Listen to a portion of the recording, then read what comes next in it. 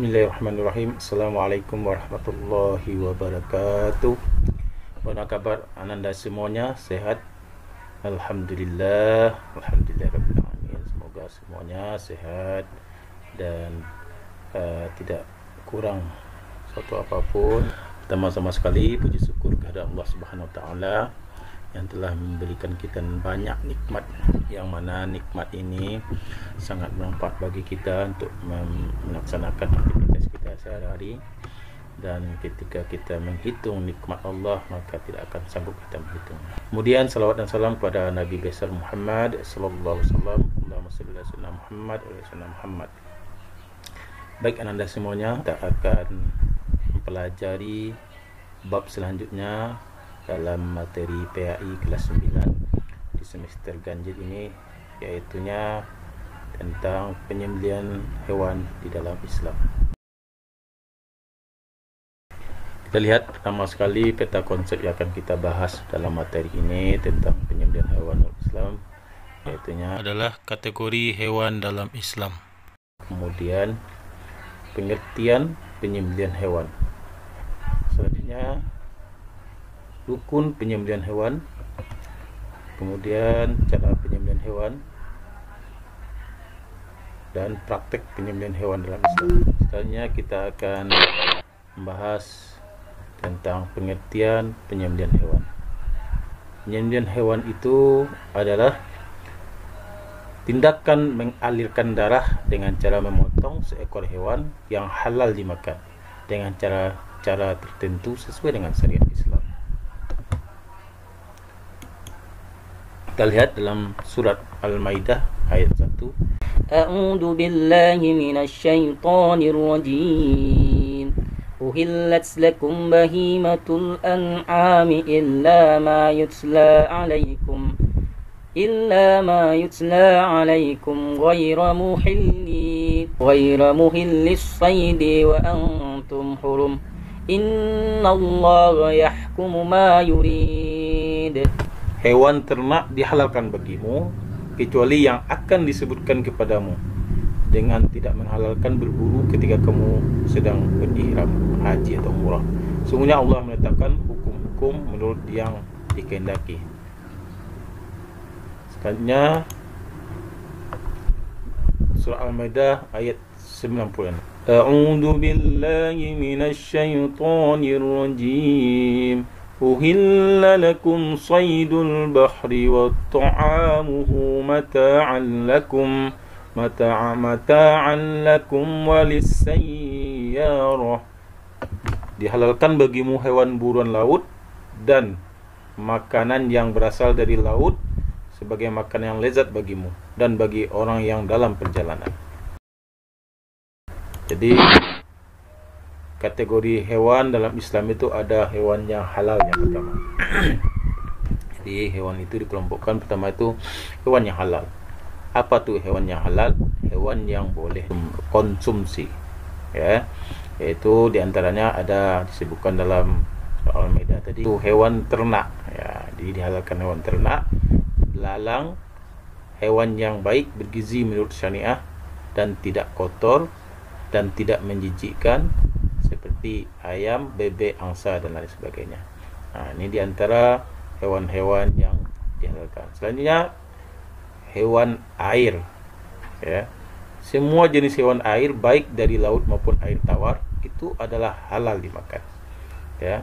Jadi hewan darat, hewan ternak dan hewan-hewan yang dihalalkan, ya, bermanfaat, ya, sehat, halalan thayyibah, halal dan baik.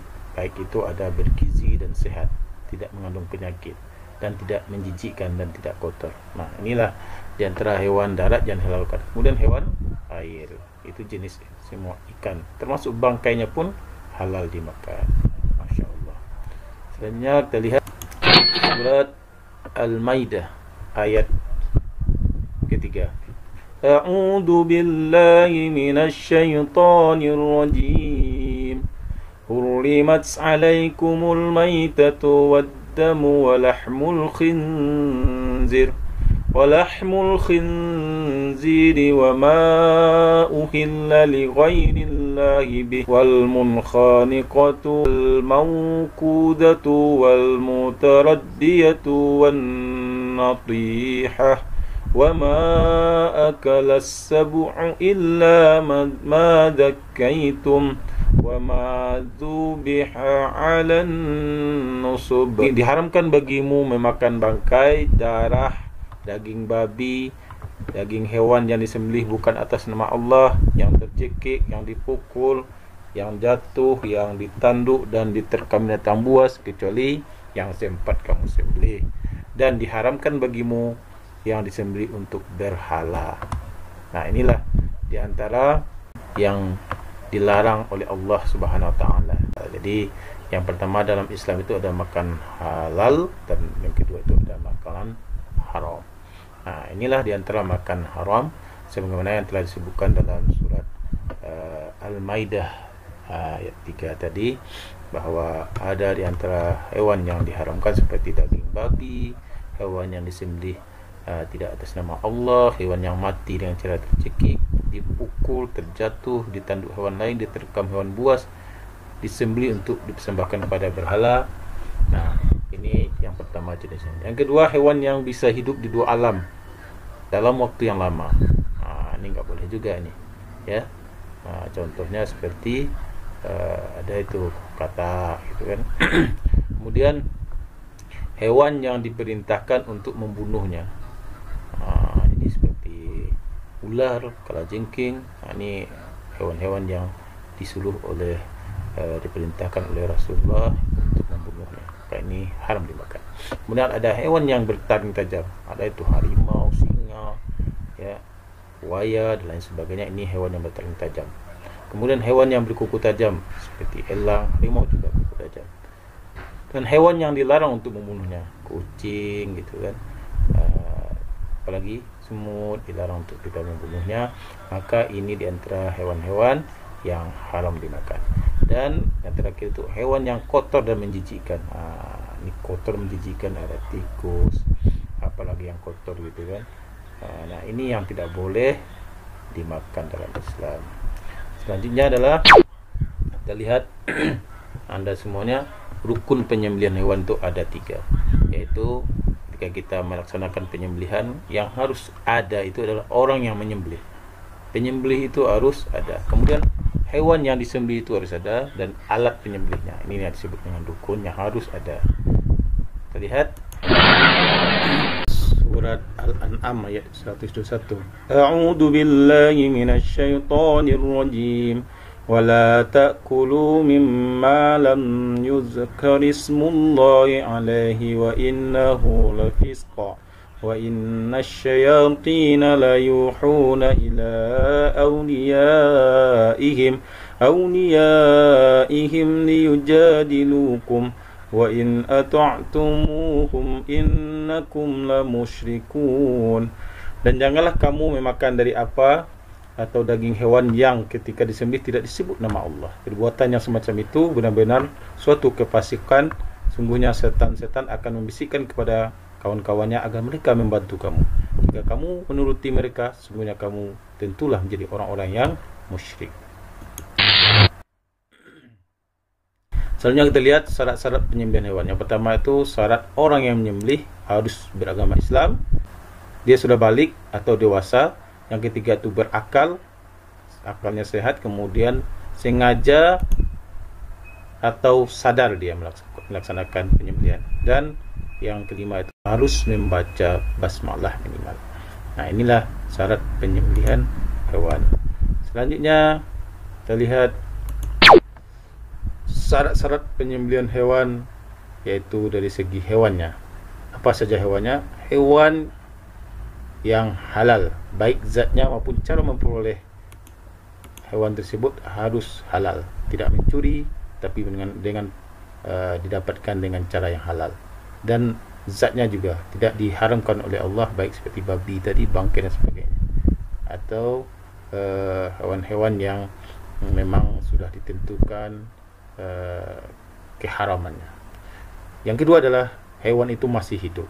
Inilah hewan yang bisa kita sembelih.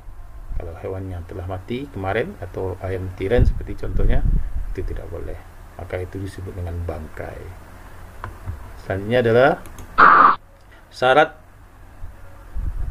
alatnya. Jadi alatnya adalah alat yang dipakai untuk menyembelih hewan itu harus alat terbuat dari benda yang tajam, ya, dari benda yang tajam dan dapat melukai dengan sangat cepat sehingga hewan itu tidak merasa sakit. Kemudian yang kedua, benda tersebut terbuat dari batu, bambu, besi dan benda logam lainnya yang bisa tajam. Dan yang ketiga itu tidak terbuat dari kuku, gigi dan tulang, karena tiga hal ini adalah benda yang dilarang disebutkan dalam hadis Rasulullah SAW.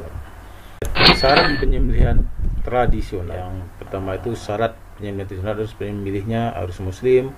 Sebelum memulai menyembelih baca basmalah, alat pemotong yang digunakan tajam, kemudian memotong tiga urat leher yang dikatakan ini adalah tenggorokan, kerongkongan, saluran darah. Yang kelima, hewan yang disembelih harusnya masih hidup, jangan hewan yang telah mati. Selanjutnya adalah syarat penyembelihan dengan alat modern, yaitu sama, petugas operatornya harus orang yang muslim. Sebelum memulai penyembelihan membaca basmalah, mesin yang digunakan harus tajam juga dan berjalan dengan normal. Kemudian memotong di lehernya hingga 3 urat lehernya putus, yang tadi sama. Tidak menyembelih menggunakan listrik atau bahan kimia berbahaya, dan hewan yang disembelih tentunya masih dalam keadaan hidup.